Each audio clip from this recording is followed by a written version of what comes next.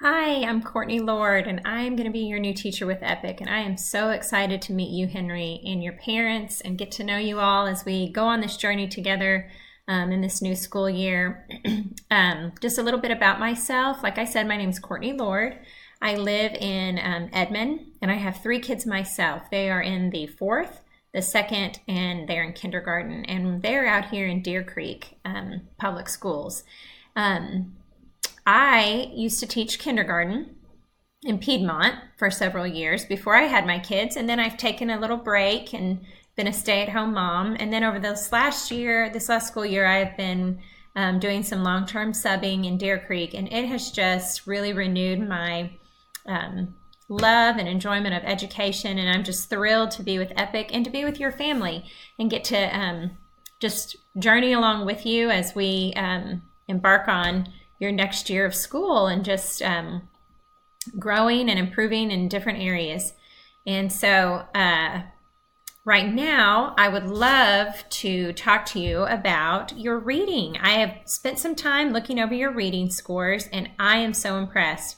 You are such a bright kid. I am just in awe of the fact that you are scoring in the 12th grade in a lot of areas in your reading, which is amazing.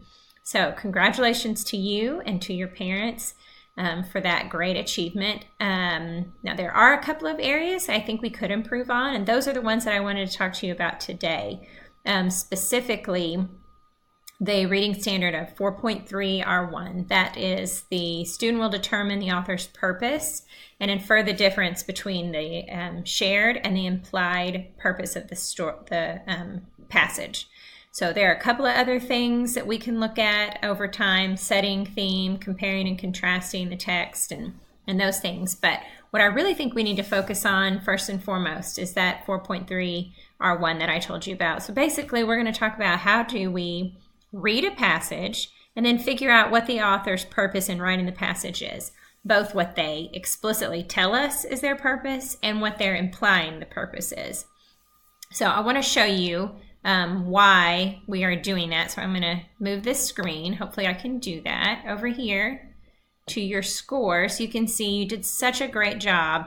233 is a great score. Now I'm going to just take you down real fast. So it shows right here the instructional areas that we can work on: critical reading, interpret, and evaluate those texts. And that's where we're going to find this. This is your growth over time.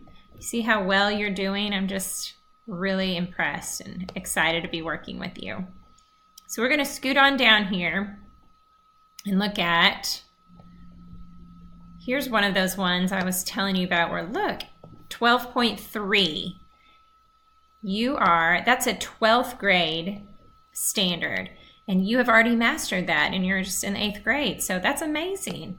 Now, right below that, you'll see this one that I'm talking about, 4.3. This reading standard of students will determine the author's purpose. So what I am proposing that we do, let me pull up the lesson plan.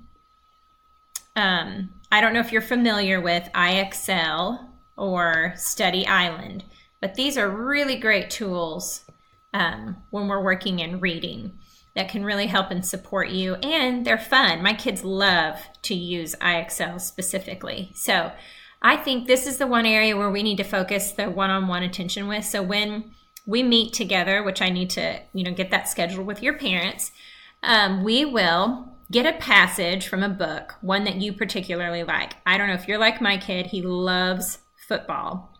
So maybe we could find a college football book, or maybe there's an autobiography of your favorite coach that maybe we could read.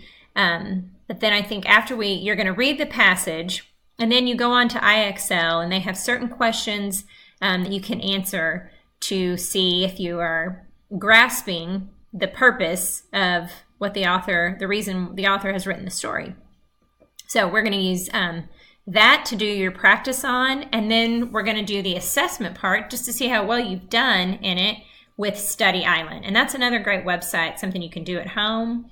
It's going to be great to gauge your improvement in the subject area, and it's also fun to use. My kids really love Study Island as well. So we're going to focus on those two things. It's going to be about, I would say, 30 minutes. It's not going to take long. You're still going to have plenty of time in the day to do your other subjects and also for some fun. So